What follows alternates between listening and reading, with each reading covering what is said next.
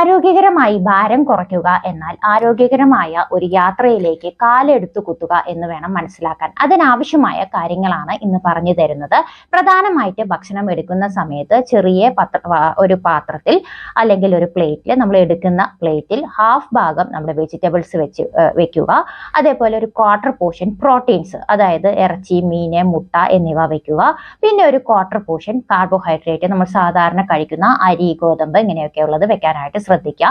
Main ആയിട്ട് 3 meal കഴിക്കുക: breakfast, lunch, dinner എപ്പോഴും 7 മണിക്ക് മുന്നേ ഭക്ഷണം കഴിച്ചു തീർക്കാനായിട്ട് ശ്രദ്ധിക്കുക. അങ്ങനെ ഇതാണ് നമ്മുടെ ഭക്ഷണത്തിൽ വരുത്തേണ്ട മാറ്റങ്ങൾ. പിന്നെ ഉള്ളത് വെള്ളം ദാഹമാണ്. വെള്ളം ദാഹം ഇല്ലെങ്കിലും ഉണ്ടെങ്കിലും ഒരു 2 മുതൽ 3 ലിറ്റർ വരെ ദിവസത്തിൽ വെള്ളം കുടിക്കാനായിട്ട് ശ്രദ്ധിക്കുക. മാത്രവുമല്ല, ഈ മെയിൻ മീലിന്റെ ഹാഫ് ആൻ അവർ ബിഫോറും അതേപോലെ അരമണിക്കൂർ കഴിഞ്ഞും നമ്മൾ ഭക്ഷണം കഴിക്കുന്നതിൻ്റെ ഒപ്പം വെള്ളം കുടിക്കാതെ ഇരിക്കുക. കാരണം ആ സമയത്താണ് മെയിൻ ആയിട്ട് നമ്മുടെ മെറ്റബോളിസം നടക്കുന്നത്. അത് നമുക്ക് തടയാതിരിക്കാനാണ് ഇങ്ങനെ ചെയ്യുന്നത്.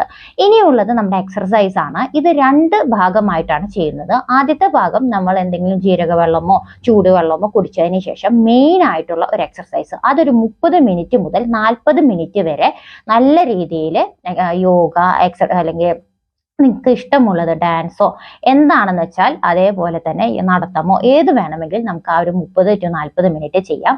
അത് കഴിഞ്ഞിട്ട് ഓരോ മീൽ കഴിയുന്നതിന് ശേഷം ഒരു 10 മിനിറ്റ് റിലാക്സ്ഡ് ആയിട്ട് നടക്കാനായിട്ട് ശ്രദ്ധിക്കണം. പിന്നെയുള്ളത് നമ്മുടെ ഉറക്കമാണ്. അതൊരു 7 to 8 അവേഴ്സ് നിർബന്ധമായും ഉറങ്ങാനായിട്ട് ശ്രദ്ധിക്കുക.